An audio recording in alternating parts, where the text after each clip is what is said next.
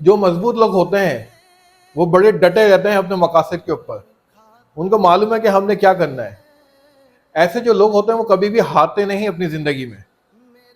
یا تو وہ اس کام میں جیت جائیں گے، اپنی منزل پا جائیں گے،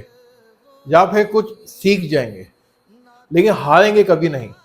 کیونکہ ان کا جو ایمان ہے اللہ کے اوپر وہ بڑا پختہ ہوتا ہے، اور وہ یہ جانتے ہیں کہ مشکل کے بعد آسانی ہے۔ یہ جو بات ہے یہ مومن کے دل کو جو گرمائش دیتی ہے اور جو ایک حوصلہ بلند کرتی ہے، وہ کہیں اور نہیں ملتا